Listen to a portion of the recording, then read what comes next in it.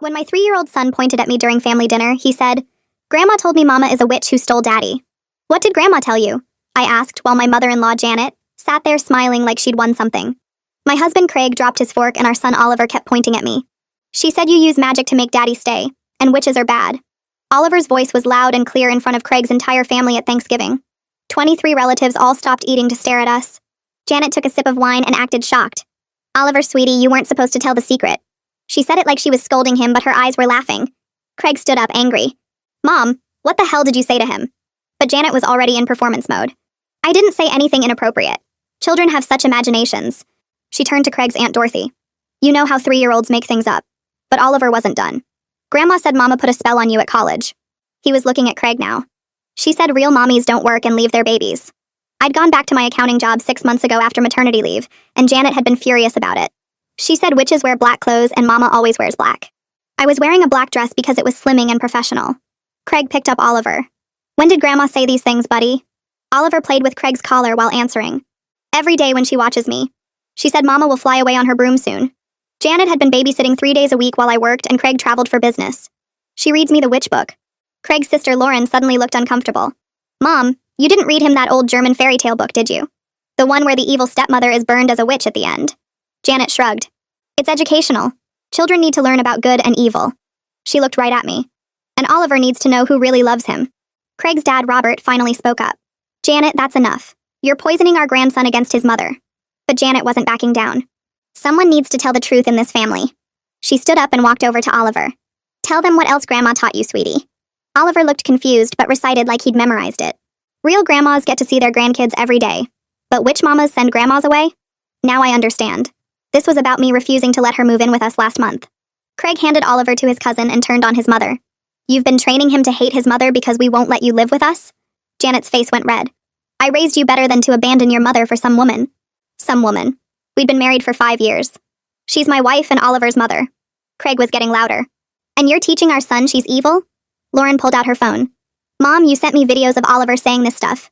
You thought it was funny." She showed Craig the screen. "Look, there's 12 videos over the past month." In the videos, Janet was coaching Oliver to repeat worse and worse things. "Say Mama is mean. Say Mama doesn't love you. Say you want to live with Grandma." Oliver's little voice repeated everything for treats and toys. Craig watched with his face getting darker. "You bribed our son to say horrible things about his mother." Janet grabbed Oliver from Craig's cousin. "He needs to know the truth. That you married beneath you." She bounced Oliver on her hip. "Tell Daddy what Grandma promised you." Oliver smiled big. "Grandma said if Mama goes away, I get a puppy and my own room at her house." The whole table gasped. Craig's grandmother, Helen, who was 90, stood up shaking. "Janet Marie, you're sick in the head." She walked over with her cane. "Teaching a baby to reject his mother? You're the witch here." Janet backed away, still holding Oliver. "I'm protecting him from a mother who prioritizes career over family." I'd had enough. "I work 25 hours a week.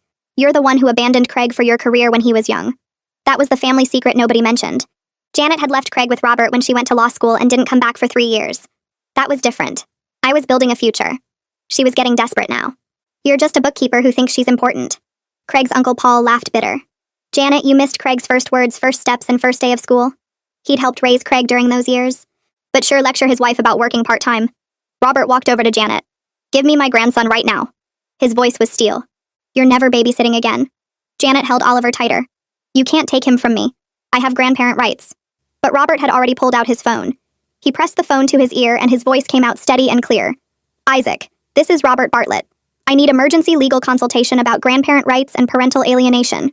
Janet's eyes went wide and she stepped backward while still gripping Oliver against her chest.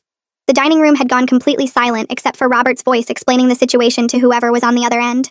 "My wife has been coaching our 3-year-old grandson to reject his mother. We have video evidence. 12 separate instances over the past month." Craig moved toward his mother with his hands out. Janet turned away from him and held Oliver tighter. "You can't take him from me." "Tell them, Craig." But Craig reached around her and pulled Oliver out of her arms despite her trying to twist away. Oliver's face scrunched up and he started crying. "Why is everyone mad at Grandma?" His little voice was confused and scared.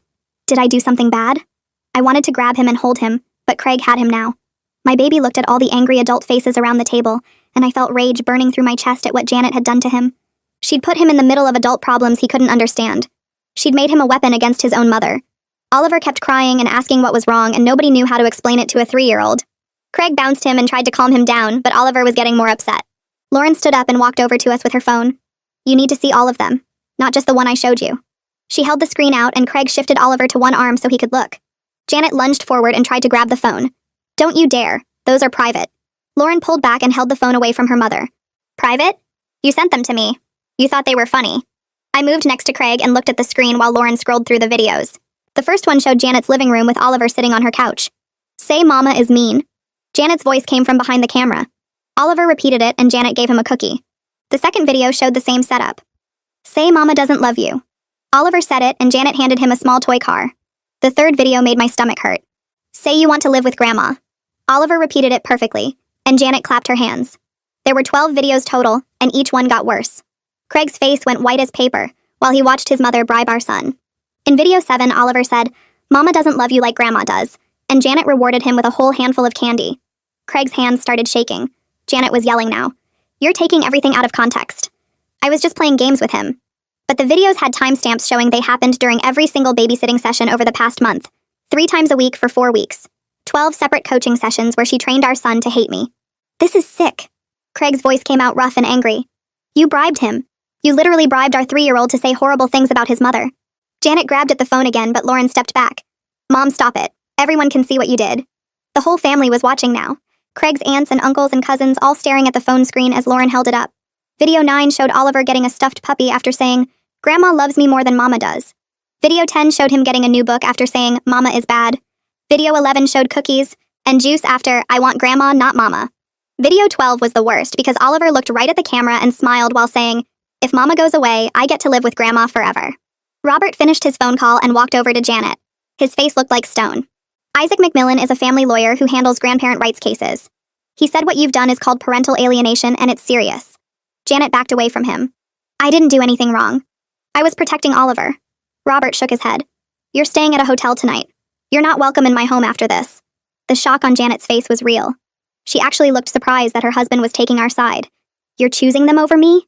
Your own wife? Robert's voice stayed calm but hard. I'm choosing my grandson over your manipulation. Pack a bag. You're leaving tonight. Janet started crying. Loud sobbing that sounded fake even though tears were running down her face. My whole family is abandoning me. Everyone is turning against me. She looked around the table at all the relatives. Can't you see what she's done? She's turned all of you against me. Helen stood up from her chair at the end of the table. She was Craig's grandmother and she was 90 years old, but her voice came out strong. Stop with the victim act, Janet. We all saw what you did. We watched those videos. She pointed her cane at Janet. You coached a baby to reject his mother.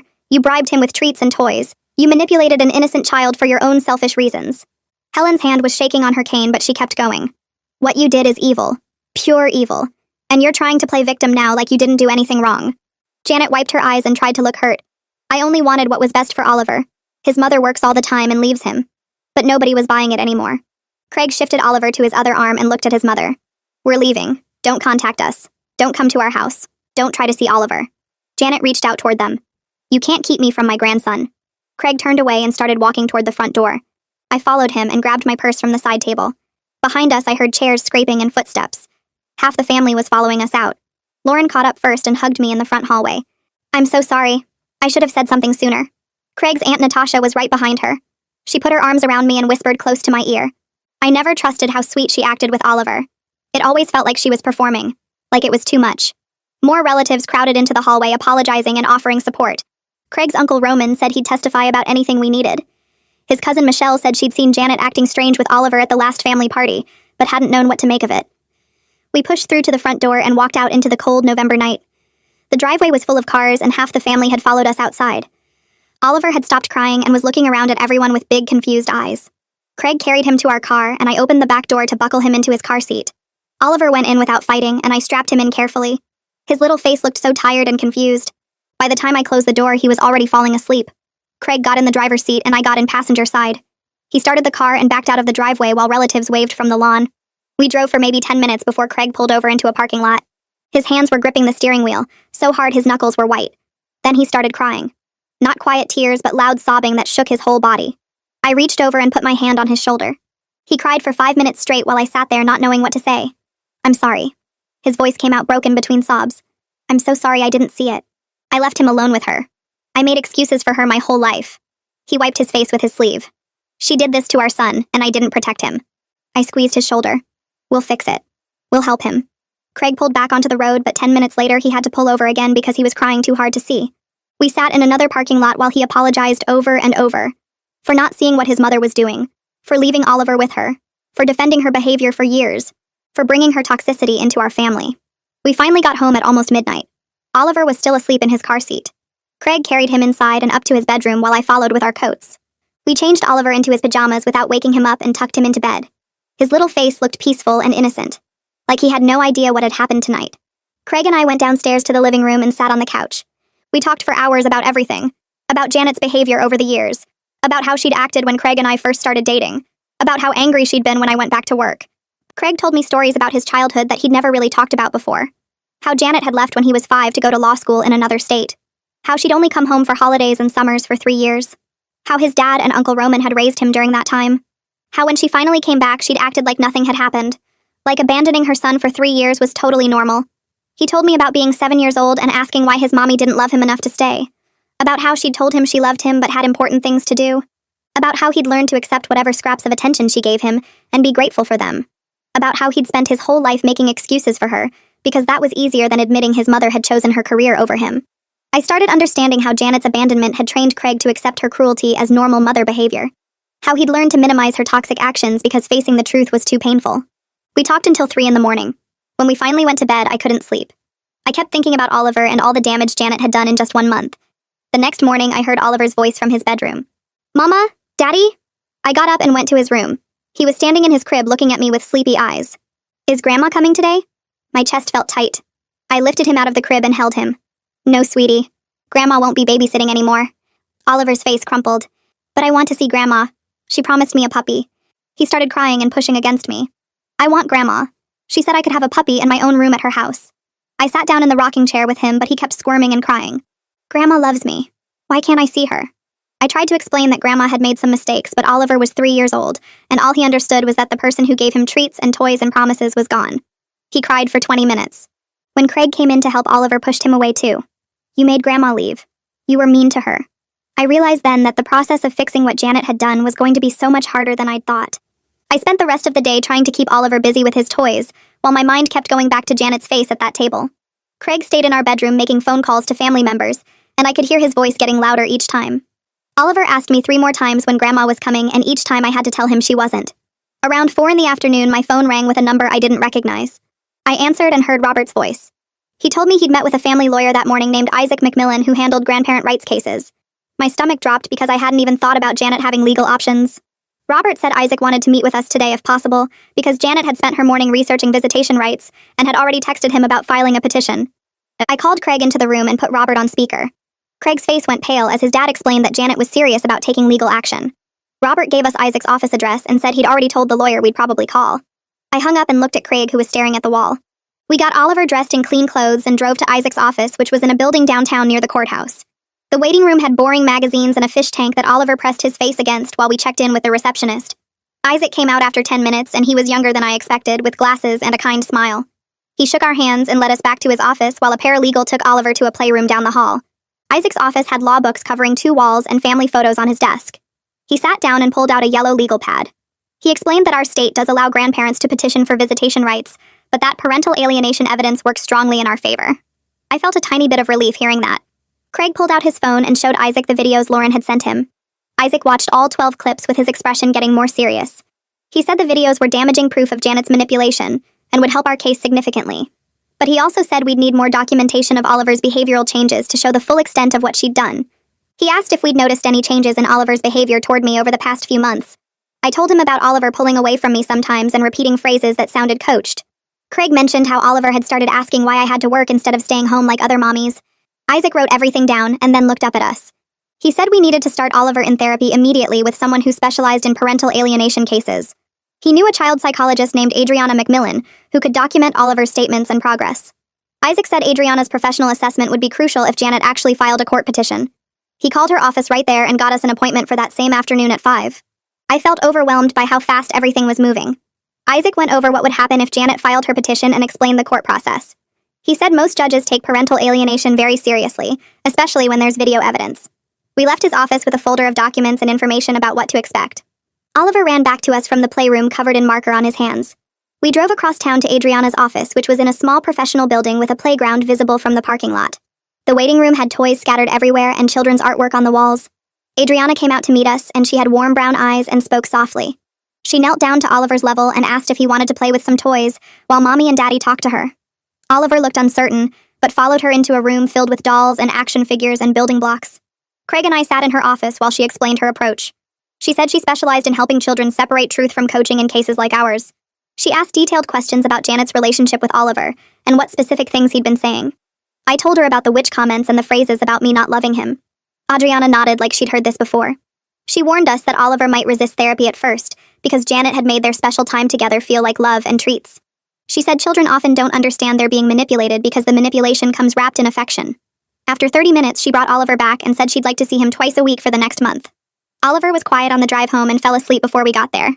Craig carried him inside and put him in bed still in his clothes. We sat on the couch exhausted, and neither of us knew what to say. Around 8 that night, Craig's phone buzzed with a text message.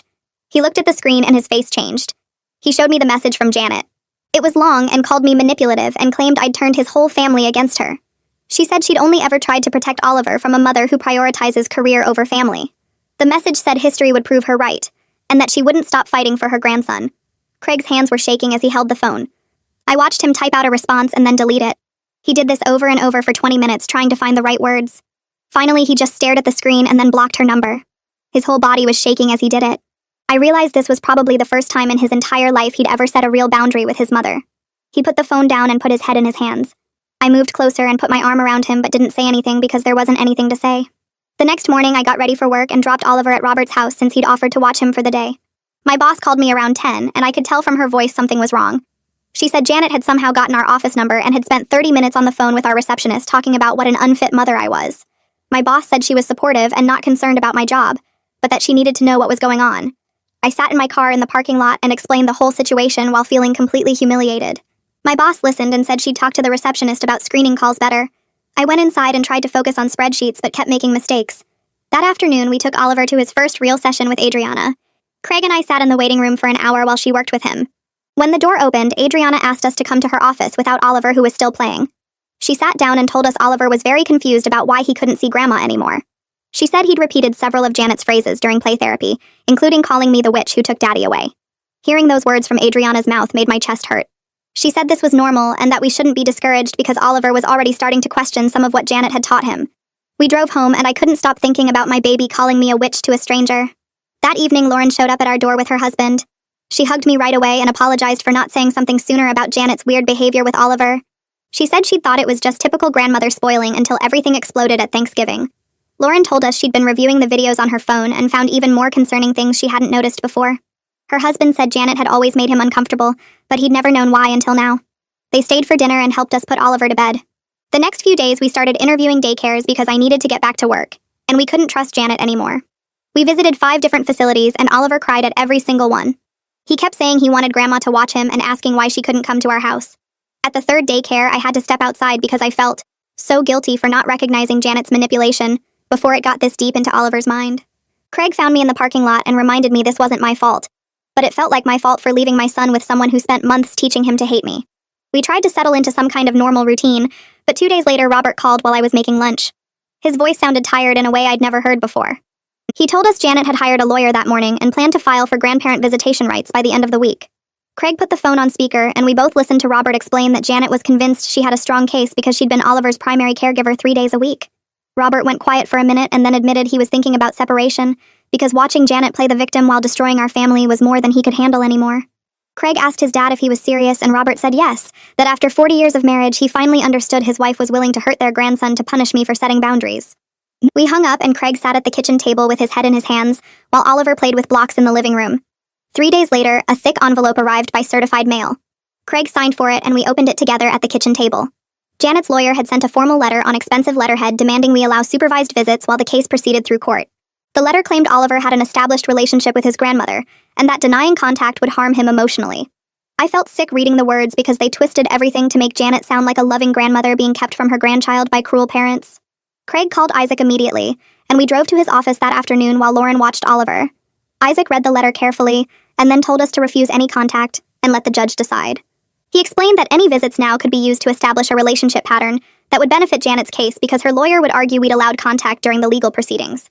Craig wanted to know if refusing would make us look bad to a judge, but Isaac said no, that we had documented evidence of parental alienation and needed to protect Oliver from further manipulation while the case moved forward. That night, Oliver had a complete breakdown at bedtime.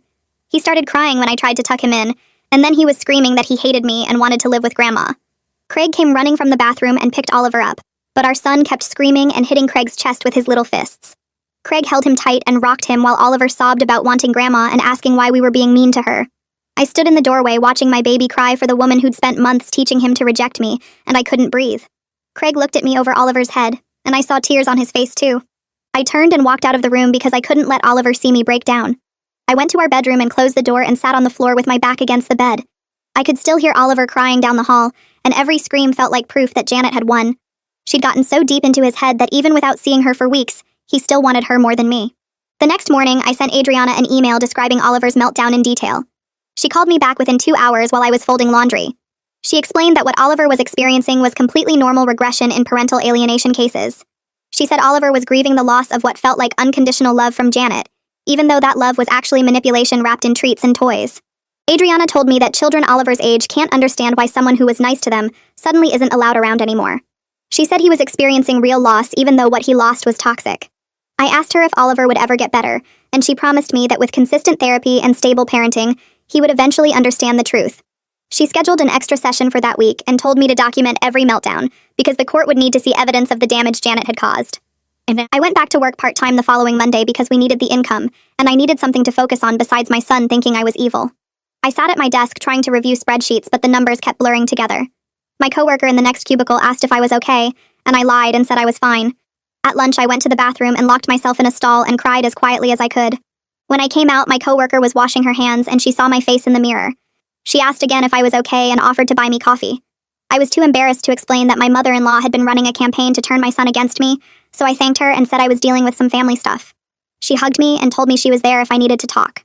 I went back to my desk and forced myself to focus on accounts payable until 5 o'clock.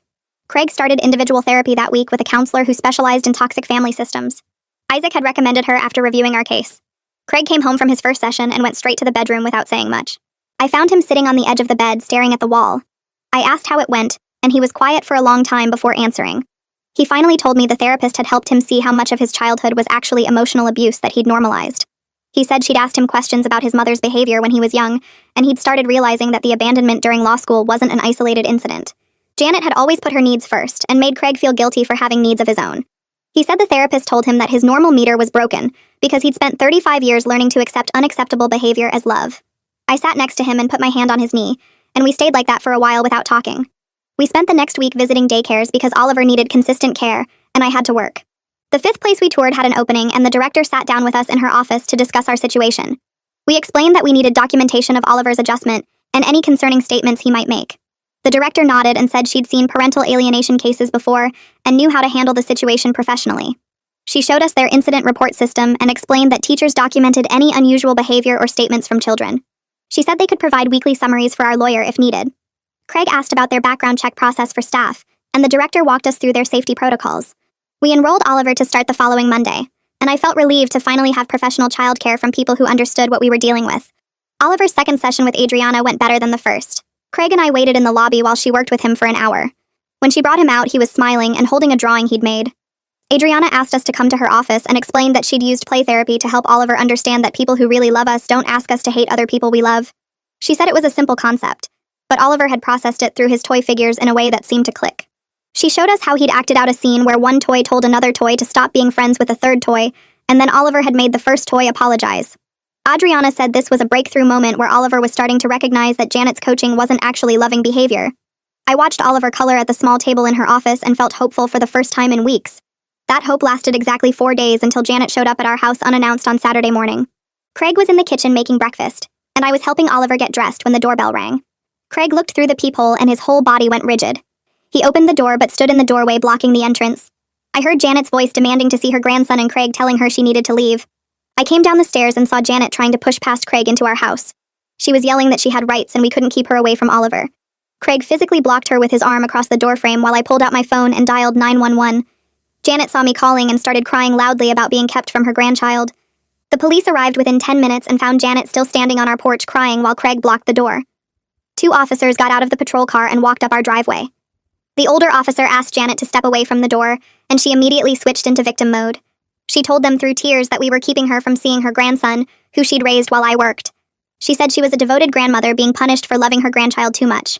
The younger officer asked Craig for our side, and he calmly explained that Janet was subject to a legal process regarding visitation rights and had been told by lawyers to stay away until the court decided. The older officer asked if we had documentation, and I showed him Isaac's letter and the certified mail receipt from Janet's lawyer. The officers looked at each other, and then the older one turned to Janet and explained that she needed to leave immediately and follow the legal process. Janet started crying harder and saying this was cruel and unfair. The officers stayed professional and walked her to her car while the younger one took notes for their report. They told us they'd document the incident and give us a copy for our records. Janet drove away slowly while staring at our house, and I locked the door the second her car turned the corner. I met with Isaac at his office 3 days after the police report was filed. He had copies of everything spread across his desk, including the incident report, and Lauren's videos and Adriana's notes from Oliver's first 2 sessions.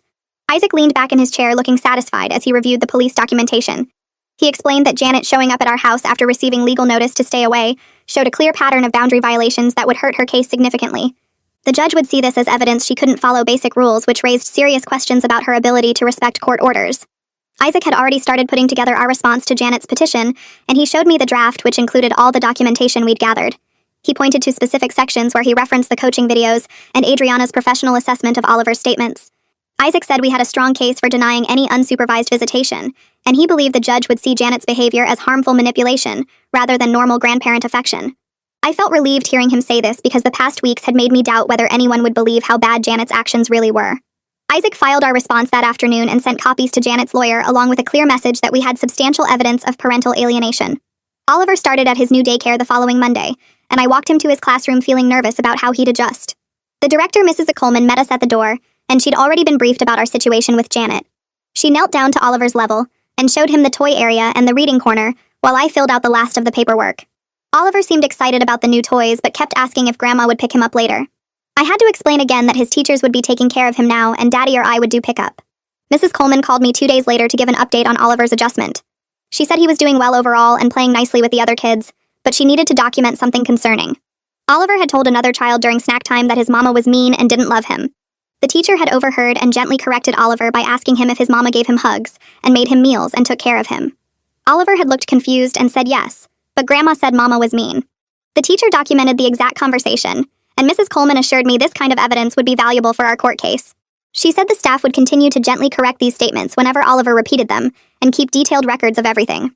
I thanked her and hung up feeling sick that Janet's words were still coming out of my son's mouth even after weeks of no contact. Craig's Aunt Natasha called that evening while I was making dinner. She sounded upset as she explained that Janet had been calling various family members over the past week, trying to build support for her side of the story. Natasha said Janet was telling people that we were cruel and vindictive for keeping Oliver away from his loving grandmother. Some relatives who hadn't been at Thanksgiving were believing Janet's version where she was the innocent victim being punished for caring too much. Natasha warned us that several family members were now taking Janet's side, and Thanksgiving next year would be extremely complicated. She mentioned that Craig's cousin Michelle and his Aunt Dorothy both believed Janet's claims that we were overreacting to normal grandmother behavior. Natasha said she'd tried to explain about the videos and the coaching, but these relatives thought we were exaggerating or taking things out of context. I felt frustrated that Janet was successfully manipulating family members who hadn't witnessed the Thanksgiving incident firsthand. Craig overheard part of the conversation and asked to speak to Natasha himself. He spent 20 minutes on the phone with her getting details about which relatives were supporting Janet and what exactly she was telling them. When he hung up, his face was red, and he punched the kitchen counter hard enough to hurt his hand.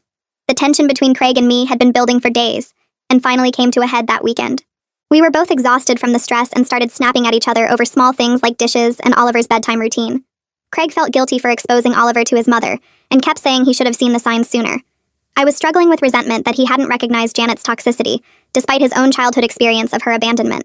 We had a fight Saturday night after Oliver went to bed, where I said things I regretted about Craig being blind to his mother's manipulation. He fired back that I should have told him sooner that I was uncomfortable with how much time Janet spent with Oliver. We both knew we needed help, so Craig called a marriage counselor his therapist had recommended. We got an appointment for the following Tuesday, and spent the days until then being carefully polite to each other. The marriage counselor, Dr. Reynolds, had an office in a medical building downtown, and we sat on opposite ends of her couch during our first session.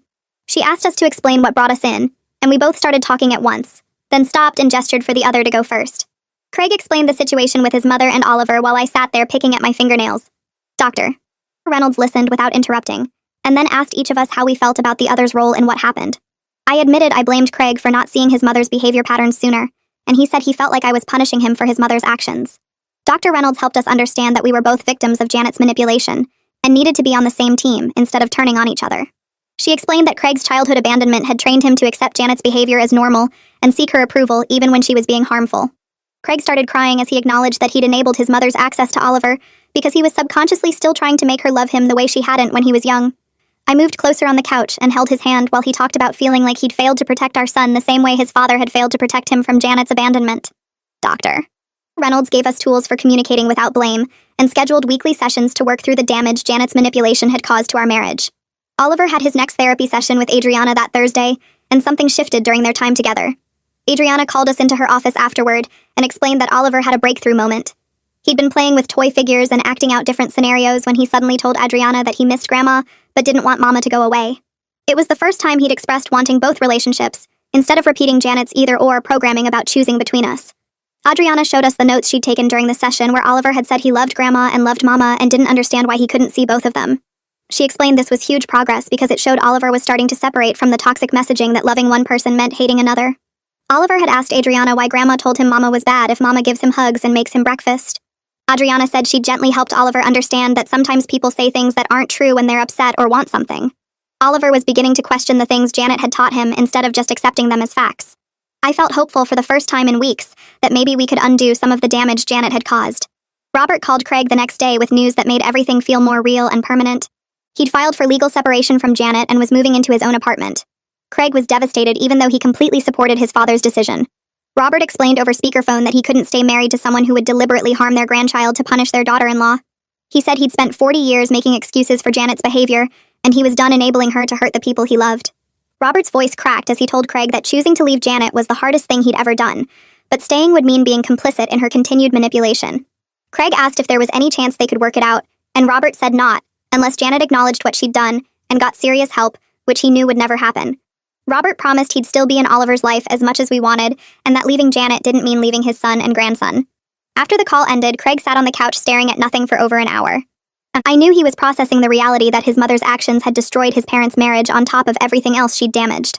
Isaac called 2 weeks later with an update that Janet's lawyer had requested mediation before the court hearing.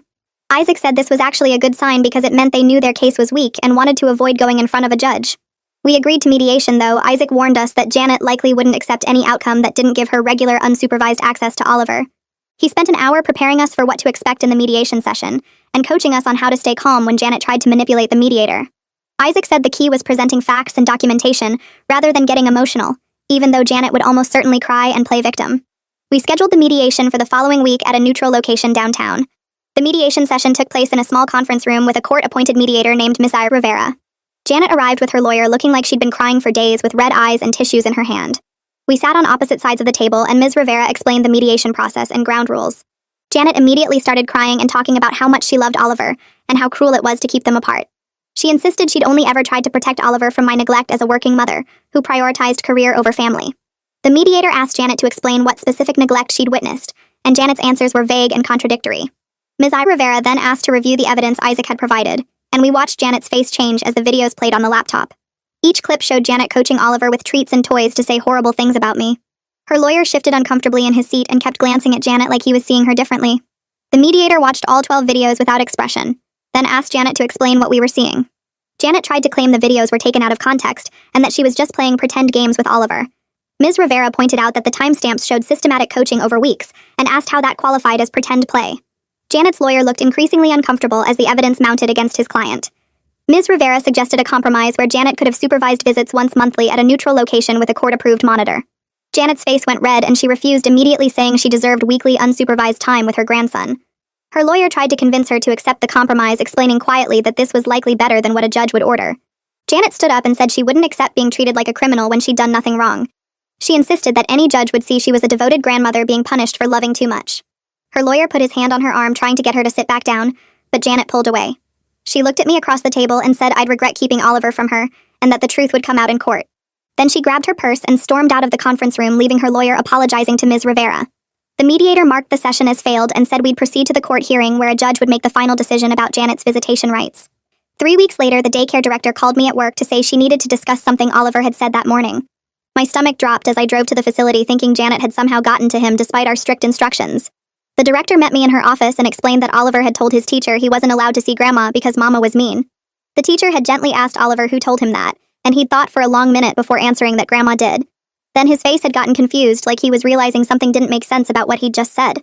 The director showed me the notes the teacher had written and said this was actually a positive sign that Oliver was starting to question the things Janet had taught him. She explained that children his age were developing critical thinking skills, and Oliver was beginning to recognize the difference between what he'd been told and what he actually experienced. I felt relief mixed with sadness that my 4-year-old had to work through this kind of manipulation at all. The director assured me they were documenting everything and would continue supporting Oliver's emotional development through the transition. That afternoon, I had a scheduled call with Adriana to discuss Oliver's progress in therapy. She reported that Oliver was making significant steps forward in understanding that Grandma had taught him things that weren't true. He was starting to separate his own feelings from the scripts Janet had given him during those babysitting sessions. Adriana explained that Oliver still had moments of confusion and regression, which was completely normal for a child processing parental alienation. She'd been using play therapy to help him work through the conflicting messages about me and his natural attachment to both his parents. During their last session, Oliver had built a house with blocks and put toy figures representing our family inside together.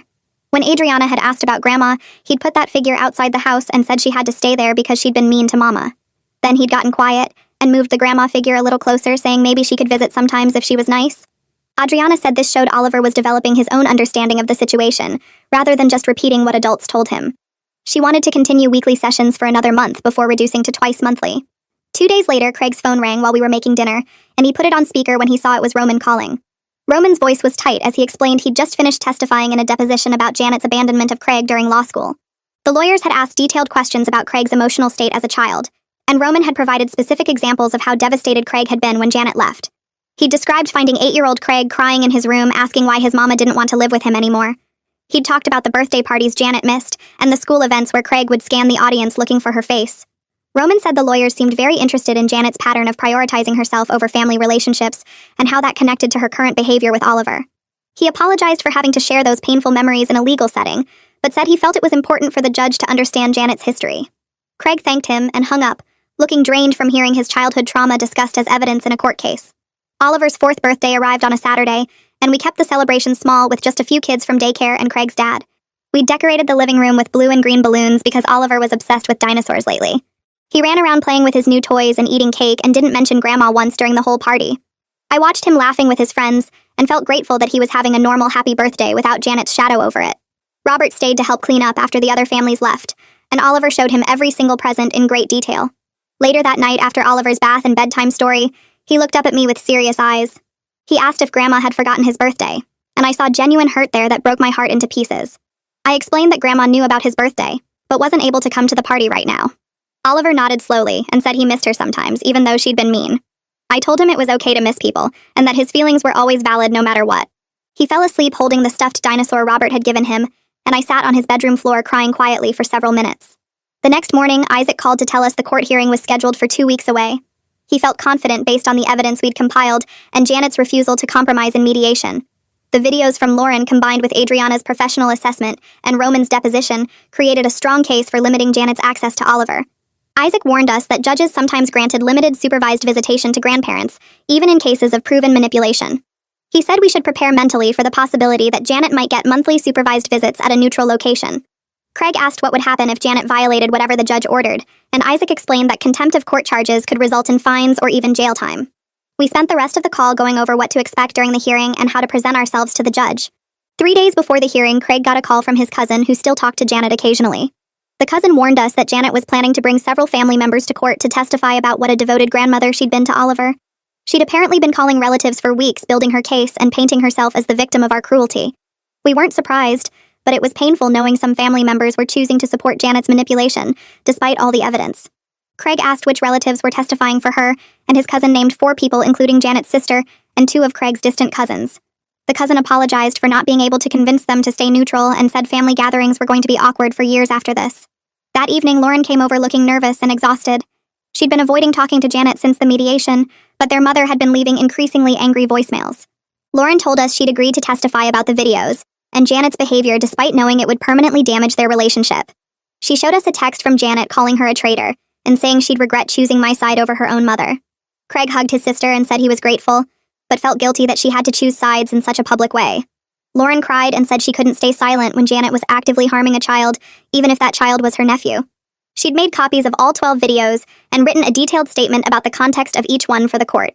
The next day, Oliver had what Adriana called a regression episode during his therapy session. He'd been doing well all week, but suddenly refused to participate in their activities and asked to go home. When I picked him up, he wouldn't look at me and climbed into his car seat without the usual hug. At home, he played quietly by himself, and when I tried to sit with him, he moved away. That night at bedtime, he said he wanted Grandma to read him stories instead of me. I felt devastated watching my son pull away, but called Adriana, who reminded me this was normal and didn't erase all his progress. She explained that Oliver was processing complicated emotions, and sometimes that meant taking steps backward before moving forward again. She suggested giving him space while maintaining our normal routines and showing him consistent love even when he was rejected it. Craig took over bedtime that night, and I heard Oliver asking him why Grandma couldn't come back if she promised to be nice. The night before court, Craig and I stayed up past midnight talking through every possible outcome. We agreed that any visitation with Janet needed to be supervised by a professional monitor and kept to once monthly at most. Craig said he'd appeal if the judge ordered anything more permissive than that, because Oliver's well-being was more important than Janet's feelings. I worried about the family members testifying for Janet and how their statements might influence the judge. Craig reminded me that we had professional assessments from Adriana and documented evidence from Lauren's videos. We finally fell asleep around 2 a.m, holding hands and trying not to imagine worst-case scenarios. The courthouse parking lot was already filling up when we arrived the next morning with Isaac. Janet stood near the entrance with 4 family members clustered around her, looking supportive and concerned. She'd dressed in a conservative navy suit with pearls and had styled her hair simply. She was playing the role of devoted grandmother perfectly with sad eyes and a tired smile. When she saw us, she touched her lawyer's arm and whispered something that made him nod seriously. I watched her arrange her face into an expression of wounded dignity and saw the calculation behind her eyes as she looked at Oliver holding Craig's hand between us. Inside the courtroom, I sat between Craig and Isaac, while Janet's lawyer stood up to make his opening argument. He described Janet as a devoted grandmother who'd been unfairly cut off from her grandson after years of providing loving care. The judge listened without expression while taking notes. Isaac stood next and explained how Janet had systematically coached Oliver to reject me through months of manipulation disguised as babysitting. He played 2 of Lauren's videos on a screen the bailiff set up, and I watched the judge's face change as he saw Janet bribing Oliver with cookies to say I didn't love him. Janet's lawyer objected that the videos were edited or taken out of context, but Isaac had timestamps and metadata proving they were authentic recordings from Janet's own phone that she'd sent to Lauren thinking they were funny. The judge asked to see all 12 videos, so we spent 40 minutes watching Janet teach my son to hate me in her cheerful grandmother voice, while rewarding him with treats and toys. Lauren testified next about receiving the videos and initially thinking they were harmless grandmother bragging, until she noticed the pattern of coaching Oliver to say increasingly awful things about me. She explained that Janet had texted her multiple times asking if the videos were cute, and if Lauren thought Oliver was smart for remembering all his lines. Janet's lawyer tried to suggest Lauren was testifying out of loyalty to me rather than concern for Oliver. But Lauren stayed calm and said she'd known me for 5 years, and watched me be a good mother the entire time, while her own mother had abandoned Craig for 3 years when he was young. Robert testified about Janet's history of prioritizing herself over family, and his growing concern when Oliver started coming home from Janet's house with new negative phrases about me. He described finding the German fairy tale book at Janet's house with the evil stepmother witch story, and realizing she'd been reading it to Oliver multiple times per week. Janet's lawyer asked Robert if he was testifying against his wife because of marital problems, and Robert said no. He was testifying because his wife had harmed their grandson, and someone needed to tell the truth. Adriana took the stand after lunch and explained her assessment of Oliver's psychological state when we started therapy. She described clear signs of parental alienation, including scripted phrases that didn't match Oliver's normal speech patterns, and his confusion when asked to explain why he thought I was mean. She testified that Oliver would repeat Janet's exact words, but couldn't give his own reasons for his feelings, which indicated coaching rather than genuine emotional response. The judge asked specific questions about Oliver's progress in therapy, and whether Adriana believed the damage could be reversed with appropriate intervention. Adriana said yes, children Oliver's age were resilient and could recover from parental alienation if the coaching stopped, and he received consistent therapeutic support, but continued contact with Janet without supervision would undermine all his progress.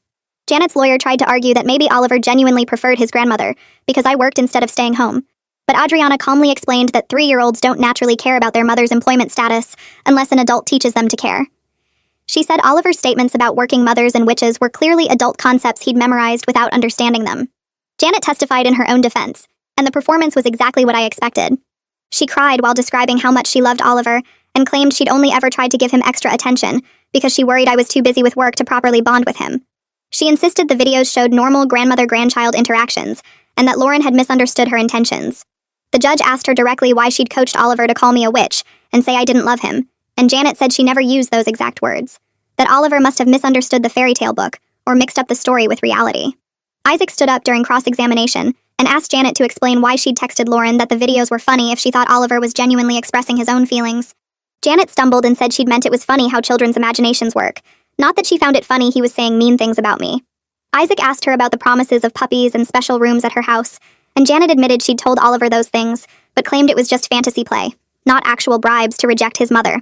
The judge called a 30-minute recess after Janet's testimony, and Isaac told us he thought things were going well, because Janet's explanations sounded defensive and inconsistent. Craig squeezed my hand and said he couldn't believe his mother was still lying even under oath. We sat in the hallway while Janet stood at the other end surrounded by her 4 family members who'd come to support her. She kept glancing over at us with this wounded expression like we were the ones who'd done something wrong. When court resumed, the judge said he'd reviewed all the evidence including the videos, testimony, and Adriana's psychological assessment. He stated clearly that the videos showed deliberate coaching and manipulation, not innocent grandmother behavior. He said Janet's pattern of behavior constituted parental alienation and posed a serious risk to Oliver's psychological well-being and his relationship with me. The judge denied Janet's petition for regular unsupervised visitation rights. He ordered that any contact between Janet and Oliver must be supervised by a court-approved monitor at a neutral family services center. Visits would be limited to once monthly for 2 hours maximum, and Janet would be required to complete a parenting education program about appropriate grandparent boundaries before visits could begin. He said if Janet violated the order or showed any signs of continued manipulation during supervised visits, he would terminate her visitation rights entirely. Janet started crying immediately, and her lawyer put his hand on her arm trying to calm her down. Robert sat in the row behind us looking relieved but sad, like he was glad Oliver was protected, but heartbroken that his wife had made this necessary. Craig squeezed my hand so hard it hurt, and I felt this huge weight lift off my chest. Months of stress and fear and anger just released all at once, and I had to focus on breathing normally, so I wouldn't start crying in the courtroom. We left through a side exit to avoid Janet and her supporters in the main hallway. Isaac walked with us to the parking garage explaining that Janet had 30 days to file an appeal, but given the strength of our evidence, another judge was unlikely to overturn the ruling. He said the most important thing now was to document everything if Janet tried to contact us outside the supervised visits, because judges took violations of custody orders very seriously in family cases. He advised us to keep detailed records of Oliver's therapy progress, and any statements he made about wanting to see Janet, or repeating her old coaching phrases. Craig thanked Isaac and shook his hand, and I felt grateful we'd found a lawyer who actually understood how serious parental alienation was, instead of dismissing it as typical family drama. On the drive home, Craig called his dad to tell him the outcome, and Robert said he was proud of Craig for protecting Oliver, even though it meant standing up to Janet in such a public way. Oliver continued his therapy sessions with Adriana twice a week, and she started reporting consistent progress in his attachment to me and his understanding that Janet had taught him incorrect things. He still mentioned Grandma sometimes, usually when he saw other kids with their grandmothers at the park, or when he found an old toy she'd given him. The difference was he didn't repeat her scripted phrases anymore, or show the same confusion about whether I loved him. Adriana said he was developing age-appropriate emotional responses instead of the coached reactions Janet had drilled into him. She explained that Oliver would probably always remember this period of his life, but with continued therapy and our consistent parenting, he wouldn't carry lasting psychological damage from Janet's manipulation. Craig's individual therapy sessions were helping him process his childhood and recognize patterns he'd unconsciously accepted as normal. His therapist helped him see how Janet's 3-year abandonment when he was young had trained him to excuse her selfish behavior and prioritize her feelings over his own needs. Craig started setting boundaries with extended family members who made excuses for Janet, telling them he appreciated their concern, but wouldn't discuss his mother's behavior or reconsider the court order. He became more confident in his role as Oliver's protector, instead of feeling guilty about limiting Janet's access. His therapist said Craig was breaking generational patterns of dysfunction and giving Oliver a healthier model of family relationships than he'd experienced growing up. 3 months after Thanksgiving, we drove to the Family Services Center for our first supervised visit with Janet. Oliver was excited in the car, asking if Grandma would bring him presents and if she still had the puppy she'd promised. I reminded him that Grandma wasn't allowed to make big promises anymore and that we were just going to visit for a little while. The Family Services Center was a converted house with playrooms and a waiting area where a professional monitor named Barbara met us at the door. She explained she'd be in the room taking notes during the entire visit and that if Janet said anything inappropriate, the visit would end immediately. Janet arrived 10 minutes late wearing a conservative dress and carrying a small gift bag, and I could see her struggling to hide her anger about the supervision requirement. She smiled at Oliver, but her eyes were cold when she looked at me and Craig. The visit happened in a cheerful playroom with toys and books scattered around, while Barbara sat in the corner with her clipboard. Janet tried to act like everything was normal, asking Oliver about daycare and his favorite activities while avoiding any mention of me or our family situation. Oliver showed her drawings he'd made in art class and talked about his new friend Tyler who liked dinosaurs. Janet praised everything he said, but I noticed her jaw was tight and her hands kept clenching whenever Oliver mentioned something from his life without her. She asked him if he missed coming to her house, and Oliver said yes sometimes, then added that he liked his new daycare because they had better snacks. Janet's smile looked forced as she changed the subject to a story about a bird she'd seen in her garden. Barbara wrote notes the entire time, and I saw Janet glance at her clipboard with obvious frustration about being monitored like a criminal in her own grandson's presence. After the 2-hour visit ended, Oliver hugged Janet goodbye and asked when he could come back. She told him she wasn't sure, that it was up to other people now, and I saw Barbara make a note about that passive-aggressive comment. In the car going home, Oliver asked why Grandma couldn't come to our house anymore like she used to. Craig explained that Grandma had made some mistakes in how she talked about Mama and needed to learn better ways to show love. He said Grandma still loved Oliver, but had to follow special rules now to make sure everyone stayed happy and safe. Oliver accepted this explanation without arguing, and moved on to asking if we could stop for ice cream. I felt relieved that he wasn't upset or confused, just curious about the changes in a normal kid way. Robert finalized his legal separation from Janet 2 weeks after the court hearing, and moved into a small apartment across town. He started having regular grandpa time with Oliver every Saturday afternoon, taking him to parks and museums and teaching him to play chess with a simple board he'd bought.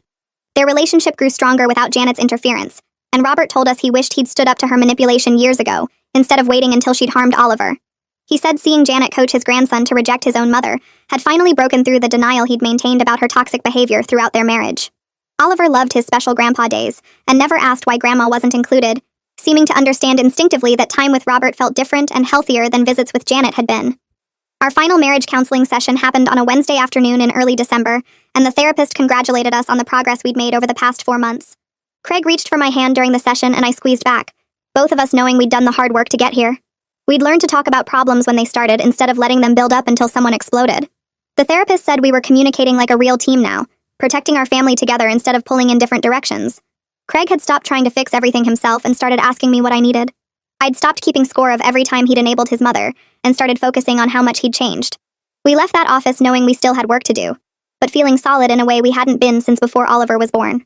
Oliver's last intensive therapy session with Adriana happened 2 days before Christmas, and she told us he was ready to move to monthly check-ins. She showed us her notes documenting how Oliver's attachment to me had become secure and age-appropriate again. He wasn't repeating any of Janet's phrases anymore, wasn't asking why Mama was mean, or when Grandma would take him away. Adriana said the parental alienation damage had been caught early enough that Oliver would likely have no long-term effects.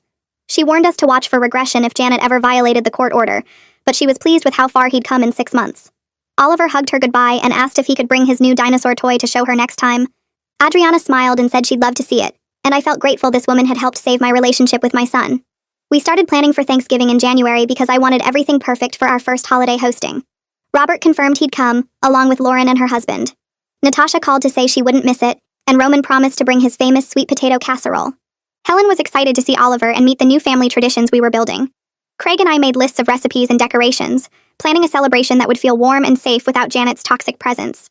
Oliver helped us pick out a new tablecloth at the store and asked if Grandpa Robert could sit next to him. We said yes, and watched our son's face light up with excitement about the holiday. This Thanksgiving would be different, but it would be ours. Life settled into patterns that felt normal and healthy by late winter. Oliver loved his daycare and came home every day talking about his friends and the projects they made. My boss gave me a promotion to senior accountant with a small raise, and I felt proud of rebuilding my career after everything that had happened. Craig started sleeping better and smiling more, no longer carrying the weight of his mother's manipulation and his childhood trauma. The supervised visits with Janet continued once a month, and she followed the court order without trying to contact us outside those scheduled times. Oliver went to the visits without resistance but didn't ask about Janet between them anymore. Our family wasn't perfect and probably never would be, but we were safe now. We were building the real relationships we deserved, the ones based on honesty and respect instead of control and fear.